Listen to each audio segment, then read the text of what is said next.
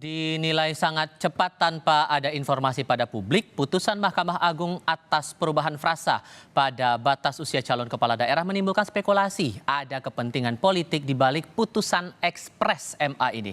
Kami bahas bersama dengan para narasumber bergabung saat ini, ahli hukum tata negara Ferry Amsari dan Ketua Prabowo Badia Emmanuel Ebenezer. Selamat sore semuanya, apa kabar? Selamat malam. Selamat sore. Masih sore Bang, tapi nggak apa-apa. Terima kasih sudah bergabung bersama kami kali ini. Bung Ferry, saya ke Anda dulu deh. Bung Ferry, dari jarak pemohonan ini dilayangkan ke MA sampai putusan nggak genap seminggu. Apa yang Anda baca di sini? Kalau kemarin saya diskusi sama Mbak Bivit, itu polanya udah kebaca sama seperti yang di MK. Anda juga merasa demikian? Ya, polanya terasa sama, ya, baik kemudian soal kebutuhan politiknya maupun cara penanganan perkara. Jadi misalnya siapa yang akan berdampak kepada putusan ini sudah bisa dijelaskan dari putusan itu sendiri, bahwa orang-orang yang punya motif ya untuk akan mencalonkan diri. Dan kita ketahui bahwa perkara ini juga janggal karena umrahnya Mahkamah Agung itu, karena dia menguji peraturan teknis yang berada di bawah undang-undang, maka dia akan bersandar kepada undang-undang. Anehnya, pasal 7 undang-undang sudah eksplisit mengatakan syarat untuk menjadi calon adalah berusia 30 tahun. Dan PKPU sebagai peraturan teknisnya di pasal 4-nya mengatakan hal yang sama. Jadi kalau digunakan gaya pengujian peraturan perundang-undangan terhadap undang-undang, tidak ada yang masalah. Oleh karena itu, putusan MK itu janggal sekali. Namun sekali lagi modus ini bisa dibaca karena kepada siapa yang akan diuntungkan dalam putusan ini. Sehingga jarak waktu 3-4 hari itu menurut Anda tidak wajar? Ya, tidak wajar karena banyak sekali perkara pengujian undang-undang yang cukup memakan waktu ya.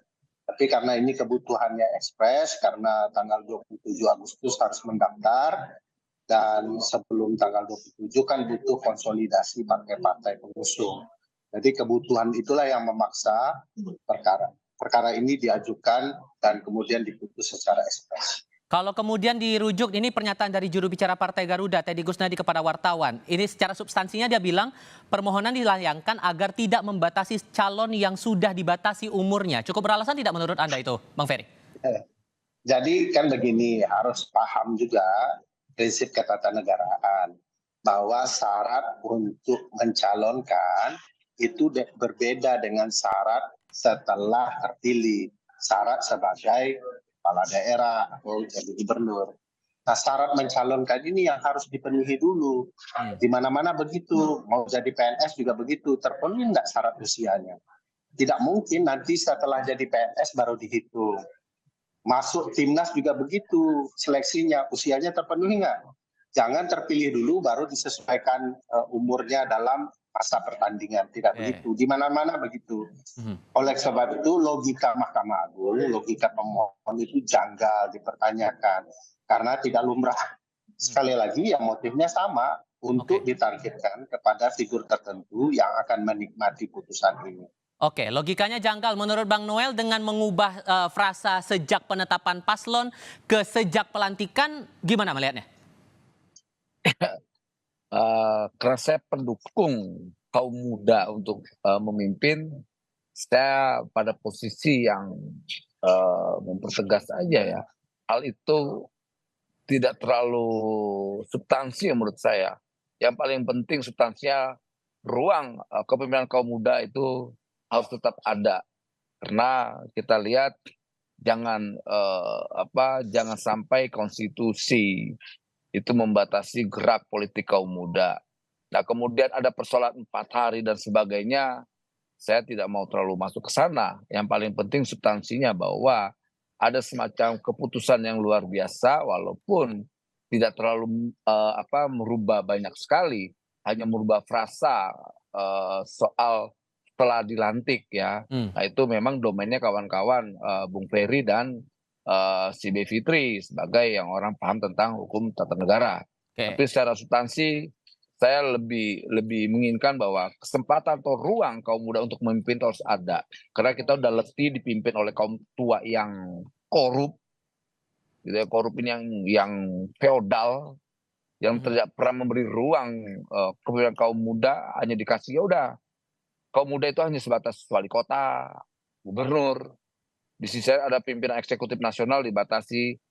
Saya lihat ada banyak keputusan-keputusan yang sangat revolusioner ya, yang menurut saya jangkauan berpikir saya itu cukup bagus lah ya. Oke. Kemudian walaupun ada problem yang dilihat dari kawan-kawan kayak Ferry dan Bivitri juga ya sebagai akademisi yang menguasai hukum tata negara, mereka punya sedikit apa, tapi saya yakin apapun yang hari ini terjadi, Mhm. saya pada sudut pandang yang sangat positif ya, Oke. nggak mau terlalu berpikir terlalu politik yang ke sana gitu Tapi loh. kalau kemudian Jadi ada yang menuding bahwa putusan MA ini kenapa begitu ekspres karena untuk memberikan karpet merah kepada pihak tertentu, bahkan dituding langsung kepada Kaisang untuk bisa maju ke Pilgub Jakarta. Anda juga merasa hal itu demikian? Tapi jawabnya nanti Bang, kita jeda sebentar, kami ya, segera kembali. Bang Noel, tentang pertanyaan saya sebelumnya, ada pemerhati hukum dan politik yang bilang jangan-jangan ini ada kekuatan yang sangat ingin mendorong keluarganya jadi pejabat publik, bahkan ada yang langsung menuding Kaisang ini jadi karpet merah buat Kaisang maju di Pilgub DKI. Relevan tidak itu alasannya menurut Anda? menurut saya ini mengada-ngada aja, makanya kan tadi pertanyaannya gini, Hmm. ya kepentingan untuk siapa Mas Kaisang? Oh, menurut saya enggak, ini kepentingan buat anak saya, kepentingannya buat anaknya teman-teman saya, bisa juga kalau seandainya Ferry punya anak, buat anaknya Ferry, itu artinya jangan mudah sekali langsung setiap ada keputusan-keputusan produk hukum, langsung yang dituding itu Pak Jokowi, dikait-kaitkan dengan anaknya. Kemudian anaknya nanti Desember, pas umur 30, langsung dicocologi lah, bahasanya wah dicocok-cocokin, nggak benar. Udah tahu kita punya semangat untuk, memberi ruang kepemimpinan kaum muda. Sebetulnya sih saya tidak nyaman dengan keputusan itu, saya mau lebih rendah lagi Tidak keputusannya. nyamannya berarti bagusnya gimana menurut Anda? Ya bagusnya ya jangan dibatasin, minimal itu 21 tahun atau minimal dia bisa memimpin, memiliki leadership dan pengetahuan, gitu. Mengukur leadership Jangan dan pengetahuannya dibatas-batasin gimana? Menjadi patokan kualifikasinya kalau gitu? kalau dia terbiasa di kampus, dia bisa ikut di organisasi-organisasi kampus, tahu tentang realita kampus, tahu tentang kebijakan, gitu. Nah, biasanya orang-orang itu yang mampu memimpin eksekutif itu kan mereka paham tentang situasi-situasi yang dan paham juga soal kebijakan, gitu. Kan namanya eksekutif kan itu bicara tentang kebijakan, mengeksekusi sebuah kebijakan. Beda dengan di anggota dewan. Hmm. Nah, hal itu yang harus dirumuskan dengan benar-benar cermat tentang Oke. pendefinisiannya, tentang semuanya lah. Mhm. Kan kita ini selama ini ya bikin produk ini kecenderungannya langsung curiga, Oke. curiga.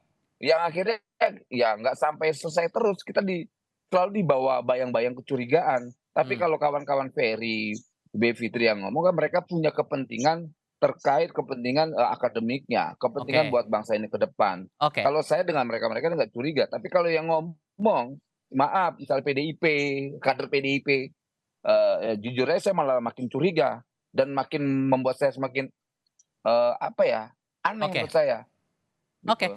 Bang Ferry, kalau tadi dibilang sama Bang Noel, nggak ada sih arah-arahnya menjurus ke langsung ke Kaisang atas putusan MA ini. Anda membacanya memang ada yang diuntungkan di sini? Atau gimana? Ya, pertama diklarifikasi dulu bahwa kita tidak anti kepemimpinan muda. Yang kita permasalahkan adalah kok perubahan peraturan secepat itu di tahapan pemilu sedang akan berlangsung. Tidak lumrah itu aturan main di Nah, soal kecurigaan kita publik luas berkaitan dengan posisi Kaisang Pangarep tentu saja beralasan. Pertama, kalau berkaca kepada putusan 90 MK, dulu dikatakan juga bahwa putusan 90 itu untuk banyak anak muda, tetapi satu-satunya orang di bumi ini yang menggunakan putusan 90 itu kan hanya Mas Gibran Raka Buming Raka. Nah, putusan 23 PHUM 2024 Mahkamah Agung ini juga punya indikasi yang akan sama. Sebab entah kebetulan entah tidak tentu akan ada bukti selanjutnya bahwa saat ini kalau mendaftarkan tanggal 27 Agustus Mas Kaisang tidak bisa Sementara kalau diubah syaratnya menjadi setelah dilantik, Mas Kaisang sudah bisa. Jadi sebagai bukti permulaan yang cukup, ini sudah sangat memadai, apalagi di tengah tahapan sedang berlangsung diubah. Jadi tahapan akan segera dimulai dengan pendaftaran tanggal 27 dan sekarang kemudian KPU sedang siap-siap, itulah terjadi putusan Mahkamah Agung ini. Tentu teman-teman yang berharap Kaisang bisa mencalonkan diri tidak akan menggunakan upaya ke MK lagi. Itu sebabnya saya bilang secara konsep pengujian di Mahkamah Agung ini janggal karena undang-undangnya yang memerintahkan begitu. Kalau mau mengubah ya undang-undangnya diubah, tapi MK kan tidak mungkin lagi. Karena nasib Pak Anwar Usman sudah dipermasalahkan, putusan sebelumnya dipermasalahkan. Kurang lebih ini pindah pemain lah, ya, pindah dari mahkamah kakak ke mahkamah adik ya. Kurang lebih Eksesnya bisa seberapa besar kalau peraturan ini diimplementasikan kemudian di pilkada tahun ini, Bang Ferry? Ya, saya kalau memang ini fair, ini akan diberlakukan pada pilkada periode berikutnya, sehingga kecurigaan ini tidak beralasan. Dan hal yang sama kan juga sudah pernah terjadi, juga diharapkan putusan MK 90 berlaku untuk periode pemilihan presiden berikutnya, tapi kan tidak dilakukan. Nah, hari ini dengan yang alasan yang akan sama juga akan dilakukan bahwa putusan MA sudah final, oleh karena itu KPU akan melaksanakan. Sementara KPU seringkali disindir sebagai pelaksana tugas dari istana dalam proses pemilu. Jadi bagi saya memang ini bukti permulaan, tetapi kita bisa yakini nanti di tanggal 27 Agustus apakah putusan ini akan diperuntukkan oleh orang-orang tertentu. Kita akan lihat tuh apakah Mas Kaisang akan mendapatkan manfaat dari putusan ini. Oke, karena juga nih Bang Noel sudah ada keterangan juga yang disampaikan Mas Budi. Karena kan dari fotonya Pak Dasko waktu itu pasangannya kan Mas Kaisang. Itu jaraknya nggak berapa lama setelah putusan MA ini. Dan tadi baru dikonfirmasi bahwa dia nggak akan maju nih buat di Pilgub DKI. Jangan-jangan memang putusan ini tujuannya buat Mas Kaisang maju ke sebagai calon gubernurnya langsung. Gimana ngeresponnya kalau ada pandangan seperti itu? Ini kan isunya spekulatif ya. Kalau seandainya Mas Kaisang nggak maju gimana? Gitu. Lalu bagaimana orang-orang yang sudah menarasikan dan mengorkestrasikan bahwa ini Kaisang, ini Jokowi dan sebagainya. Lalu tanggung jawab moral dan politik mereka gimana? Ini kan spekulatif sekali. Mas Budi Jiwandono udah jelas tidak, dia udah terkonfirmasi tadi ya, dan kemarin juga sudah menyampaikan di beberapa media bahwa dia tidak maju. Berarti tinggal satu Mas Kaisang. Nah kalau Mas Kaisang nggak maju gimana? Oke. Nah itu maksud saya pertanyaan itu harus dijawab juga. Saya bisa merespon. Fair juga. Gimana Bang Ya. Ferry? Artinya kecurigaan ini jangan juga menjadi kesan hanya ingin mendiskreditkan Pak Jokowi dan anaknya. Padahal kepentingan undang-undang ini itu juga kepentingan misalnya buat anak saya, buat anak muda yang lain, gitu. Kenapa? Kesempatan ini kan sangat sangat menyenangkan lah sebenarnya. Jadi umur sebelum 30 kalau seandainya dia ditetapkan pas umurnya 30 kan bagus. Artinya tidak mutlak harus umur 30. Jadi di bawah 30 juga bisa. Oke. Gitu. Oke, Bang Ferry tadi mau komentar sepertinya, silakan. Pertanyaan vice versanya juga diajukan bagi teman-teman politisi dan Bang Noel ya. Kalau ternyata terbukti mendaftar, siapa yang harus bertanggung jawab? Bukankah dulu kecurigaan yang sama juga diajukan kepada Mas Gibran dan ternyata terbukti mendaftar dan soal putusan MK tidak bicara untuk anak pemuda yang lain, hanya khusus Mas Gibran saja. Nah, hari ini kalau ternyata putusan MA ini terbukti, Mas Kaisang mendaftar, siapa yang bertanggung jawab? Mahkamah Agung kah atau para politisi atau Mas Kaisangnya sendiri? Oke. Kenapa pertanggungjawaban kepada publik? Padahal publik punya hak untuk mencurigai pemerintahan.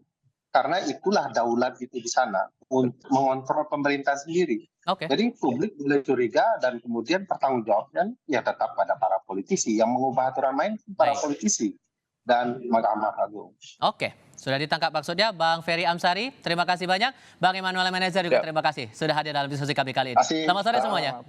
Thank you, Fer.